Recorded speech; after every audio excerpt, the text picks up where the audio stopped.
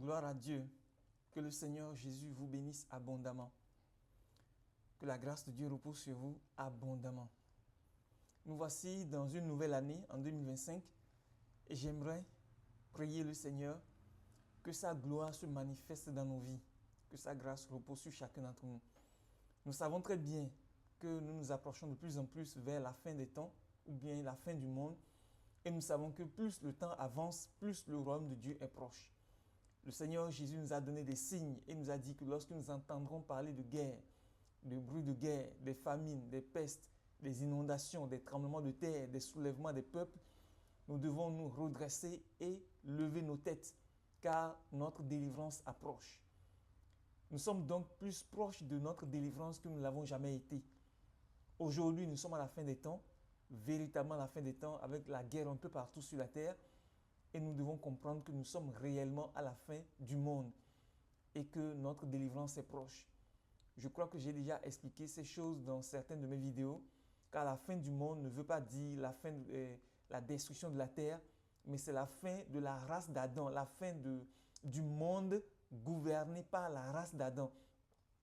La fin du monde est égale à la fin du monde gouverné par la race d'Adam, la fin d'un système de la race d'Adam. Mais la fin du monde est en même temps l'avènement du royaume. Car le monde ne prendra pas fin de lui-même, mais c'est le royaume de Dieu qui viendra mettre fin au monde. Car le royaume de Dieu doit se manifester et mettre fin au monde. C'est pourquoi je prie que le Seigneur Jésus nous donne la grâce de comprendre la parole de Dieu et que nous puissions grandir dans la connaissance de lui-même. Aujourd'hui, j'aimerais vous parler du paradis. Nous entendons souvent parler du paradis et j'aimerais partager avec vous ce que c'est, ce que j'ai découvert dans les Écritures. Car nous a-t-on dit souvent que Dieu va nous enlever et nous irons vivre au paradis avec le Seigneur Jésus au ciel. Ok, maintenant, j'aimerais parcourir les Écritures avec vous et sonder toutes les parties où le mot paradis est mentionné. Et nous allons l'étudier et voir ce que c'est en réalité. Pour cela, je vais vous demander d'aller dans Luc 23. À ma gauche, je lis dans Luc 23 à partir du verset 40. Il est dit, « Mais l'autre le reprenait » en parlant des deux brigands qui étaient crucifiés avec le Seigneur Jésus. « Mais l'autre le reprenait et disait, « Ne crains-tu pas Dieu, toi qui subis la même condamnation? Pour nous, c'est justice. » Car nous recevons ce qu'ont mérité nos crimes. Mais celui-ci n'a rien fait de mal. Et il dit à Jésus, « Souviens-toi de moi quand tu viendras dans ton règne. » Verset 43, Jésus lui répondit, « Je te le dis en vérité, aujourd'hui tu seras avec moi dans le paradis. » Aujourd'hui tu seras avec moi dans le paradis. Maintenant, nous allons lire 2 Corinthiens 12 au verset 2. 2 Corinthiens 12 au verset 2. Toujours à ma gauche, je lis. « Je connais un homme en Christ qui fut, il y a 14 ans, ravi jusqu'au 3e ciel. Si ce fut dans son corps, je ne sais. Si ce fut hors de son corps, je ne sais, Dieu le sait. Et je sais que cet homme, si ce fut dans son corps ou sans son corps, je ne sais, Dieu le sait. » Verset 4. « Fut enlevé dans le paradis et qu'il entendit des paroles ineffables qu'il n'est pas permis à un homme d'exprimer. » Verset 4 dit que la personne fut enlevée dans le paradis et qu'il entendit des paroles ineffables qu'il n'est pas permis à un homme d'exprimer. Maintenant, je vais vous conduire dans Apocalypse 2, au verset 7. Apocalypse 2, au verset 7, toujours à ma gauche. Le Seigneur Jésus dit à l'ange que celui qui a des oreilles entende ce que l'Esprit dit aux églises. À celui qui vaincra, je donnerai à manger de l'arbre de vie qui est dans le paradis de Dieu. Jésus dit que celui qui vaincra, à celui-là, il donnera à manger de l'arbre de vie qui est dans le paradis de Dieu. Maintenant, c'est quoi le paradis? Le paradis, souvent, quand nous l'entendons, nous entendons parler d'un bel endroit que le Seigneur Jésus a créé et dans lequel nous irons vivre éternellement avec Dieu. Ok, voici ce que moi j'ai trouvé dans les Écritures. Je vais vous lire ce même passage dans une autre version. Bon, avant d'aller dans l'autre version, je vais vous lire à ma droite Genèse 13. Genèse 13, le verset 8. Alors Abraham dit à Lot, il ne doit pas y avoir de dispute entre nous, ni entre nos bergers, car nous sommes de la même famille. Tu as tout le pays devant toi. Séparons-nous. Si tu vas vers le nord, j'irai vers le sud.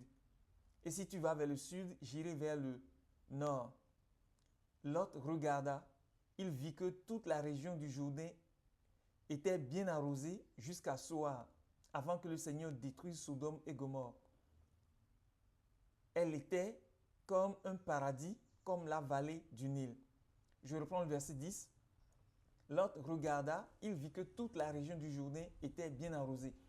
Jusqu'à Soar, avant que le Seigneur détruise Sodome et Gomorrhe, elle était comme un paradis, comme la vallée du Nil. La Bible nous dit dans la version du français courant à ma droite qu'avant que le Seigneur détruise Sodome et Gomorrhe, cette partie du Jourdain était comme un paradis. Maintenant, qu'est-ce que la Bible du français courant désigne ici par paradis? Pour cela, nous devons aller dans Louis II pour lire ce que la Bible dit. Qu'est-ce que Louis II, ou bien qu'est-ce que la version de la Bible du français courant appelle paradis dans ce passage? Sachant très bien que dans Louis II, le mot paradis apparaît pour la première fois dans le Nouveau Testament à la croix. À ma gauche, dans Genèse 13, verset 10, il est écrit « Lot leva les yeux et vit toute la plaine du Jourdain, qui était entièrement arrosée. Avant que l'Éternel eût détruit Sodome et Gomorrhe, c'était jusqu'à Soar comme un jardin de l'Éternel, comme le pays d'Égypte, un jardin de l'Éternel. » Donc, ce que la Bible du français courant appelle ici paradis dans Genèse 13, verset 10, Louis II l'appelle un jardin de l'Éternel. Bref, pour comprendre, un paradis, c'est un jardin. Un paradis, c'est un jardin, un bel endroit physique ou spirituel que le Seigneur a créé. Un bel endroit. Donc, c'est ça, un paradis. Maintenant, je vais vous donner un autre sens du paradis qui nous a souvent échappé. Parce que je sais très bien que lorsque nous parlons de paradis, tout le monde voit un bel endroit géographique, un beau paysage où il y a des cours d'eau, des fleurs, des arbres, des oiseaux et tout. Bref, un bel endroit bien aménagé qui est un paradis, un bel endroit où nous désirons tous vivre, où il y a de l'abondance à manger. Maintenant, je vais vous donner un autre sens du paradis. Le sens naturel du paradis, c'est ce que je viens de dire. C'est ce que nous connaissons tous. Maintenant, quel est le sens spirituel du paradis? Parce que lorsque le Seigneur Jésus disait à la croix, aux brigands, aujourd'hui, tu seras avec moi dans le paradis. Est-ce que le Seigneur est en train de dire qu'aujourd'hui, tu seras avec moi dans un jardin physique où il y a des arbres, des fleuves, des rivières, où les enfants de Dieu vivent? Est-ce que c'est ce que le Seigneur Jésus est en train de dire à ce monsieur? Est-ce qu'il y a un endroit que Dieu a créé où son peuple ira vivre? Est-ce qu'il y a un tel endroit? Maintenant, allons dans Ésaïe 61. Ésaïe 61. Ésaïe 61, au verset 3, à ma gauche, dans Louis II, il dit « Pour accorder aux affligés de Sion, pour leur donner un diadème au lieu de la cendre, une huile de joie au lieu du deuil, un vêtement de louange au lieu d'un esprit abattu, afin qu'on les appelle des térébintes de la justice, une plantation de l'Éternel pour servir à sa gloire. » Maintenant, à ma droite, je suis dans la Bible du français courant. Verset 3. « Ils portent le deuil de Sion, mais j'ai mission de remplacer les marques de leur tristesse par autant de marques de joie. La cendre sur leur tête par un splendide turban, leur mine douloureuse par une huile parfumée, leur air pitoyable par un habit de fête. Alors on les comparera à des arbres qui font honneur à Dieu, à un jardin qui révèle la gloire du Seigneur. » Vous voyez un peu? un jardin qui révèle la gloire du Seigneur. En réalité, paradis, le véritable paradis, c'est un jardin spirituel qui n'est pas composé des arbres physiques, des arbres fruitiers physiques, mais c'est un jardin spirituel composé des êtres vivants, des êtres humains. C'est nous qui sommes les arbres que Dieu plante dans son jardin. Le jardin de Dieu n'est pas un jardin physique composé des arbres comme les goyaviers, les manguiers, les pommiers, les cocotiers, non. Mais le jardin de Dieu, c'est un jardin, ou bien le paradis, bien le jardin de Dieu, c'est un jardin où Dieu a planté des hommes. Ce sont des hommes qui sont les arbres. Ce sont des hommes qui sont les arbres. Jésus lui-même se comparait à la vigne. Il dit, je suis le cep, vous êtes les sarments. Je suis le cep, vous êtes les sarments. Ici, on dit qu'à la droite, alors on comparera les élus de Dieu à des arbres qui font honneur à Dieu. On les comparera à un jardin qui révèle la gloire du Seigneur. Vous savez, de la même manière que nous désirons vivre dans un lieu géographique, dans un paysage physique, dans un jardin où il y a des fleurs, des arbres fruitiers et des rivières et tout, pour prendre plaisir à ce beau paysage, de la même manière, nous-mêmes sommes un jardin que Dieu a planté afin de nous contempler. De la même manière que nous nous reposons dans un jardin physique et nous sentons joyeux, de la même manière, Dieu se repose au milieu des enfants de Dieu et se repose parce que nous sommes le jardin de Dieu. Il y a donc un jardin physique qui est un paradis dans lequel Adam et Ève vivaient, un jardin physique composé des arbres physiques dans lequel Adam et Ève vivaient, où ils se réjouissaient, où ils se délectaient de la gloire de Dieu. Mais il y a aussi un jardin spirituel que nous ne voyons pas, que nous sommes nous-mêmes. De la même manière que Adam et Ève vivaient dans un jardin physique, de la même manière, Dieu vit dans un jardin spirituel qui est l'ensemble de son peuple. Nous sommes le jardin de Dieu. Quand vous allez dans le jardin de Dieu, c'est-à-dire dans le paradis de Dieu, ce qu'on appelle paradis, en fait, c'est le jardin de Dieu que Dieu a planté pour lui-même. Le jardin d'Éden avait été planté pour l'homme, tandis que le paradis a été planté pour Dieu. Le jardin d'Éden était le paradis d'Adam, dans lequel Adam vivait. Mais il y a un autre paradis qui n'est pas un paradis physique, mais qui est un paradis spirituel dans lequel Dieu se repose. C'est dans ce paradis-là que Jésus disait au brigand sur la croix qu'il y sera avec lui. Aujourd'hui, je te le dis, aujourd'hui, tu seras avec moi dans le paradis.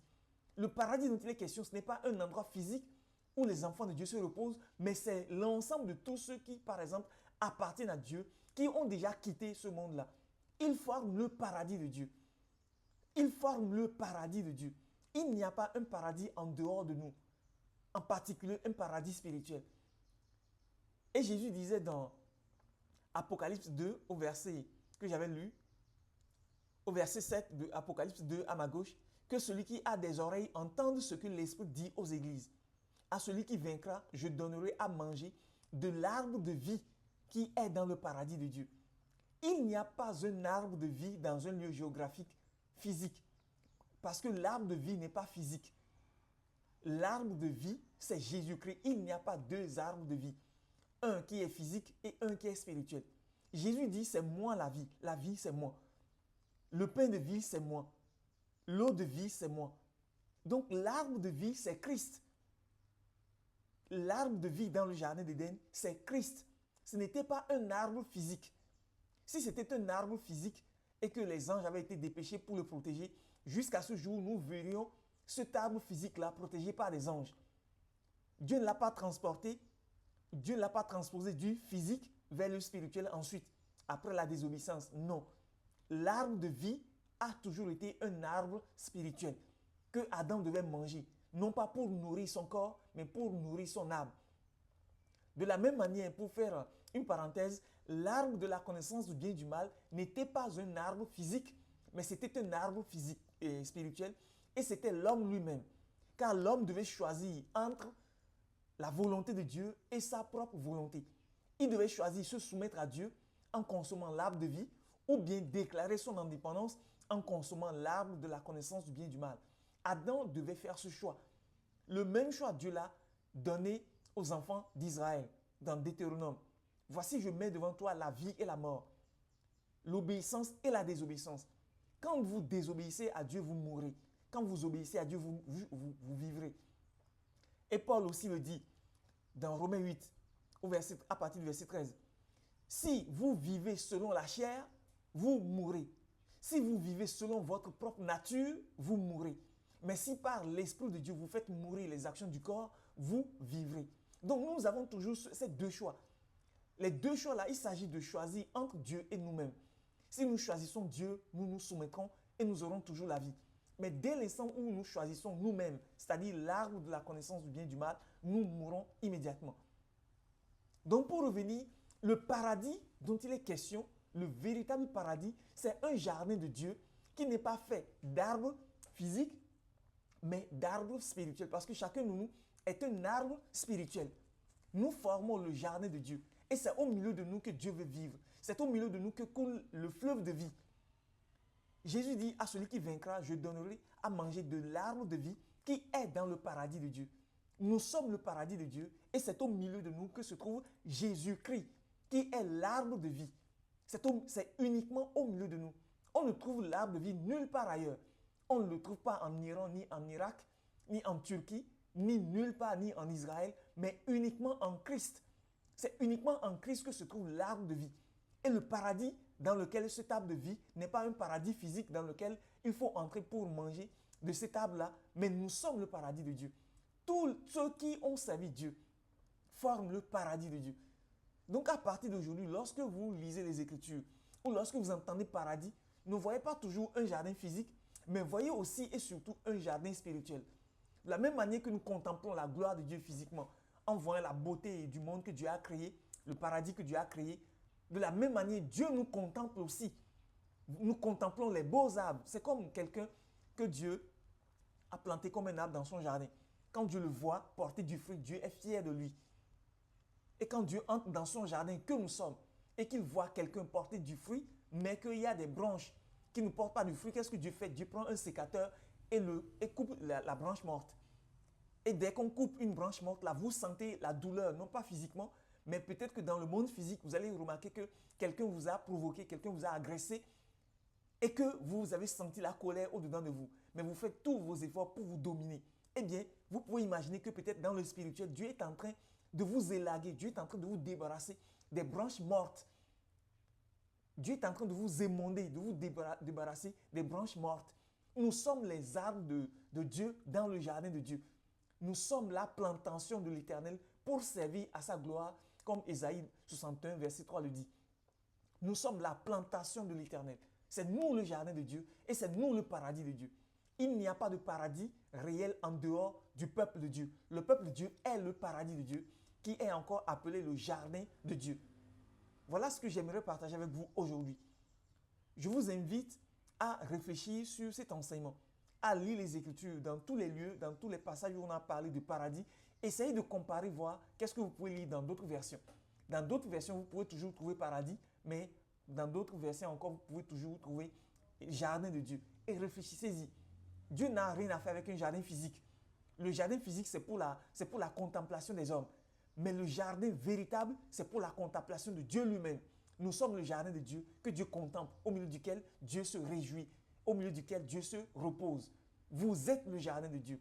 Vous êtes le paradis de Dieu. Vous êtes le paradis de Dieu. Nous sommes le paradis de Dieu. Que le Seigneur Jésus vous bénisse et que sa grâce repose sur vous.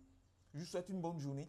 Si vous avez aimé cette vidéo, n'hésitez pas à la partager, à la faire connaître afin d'ouvrir les yeux à un plus grand nombre de personnes. Que la gloire de Dieu repose sur vous abondamment.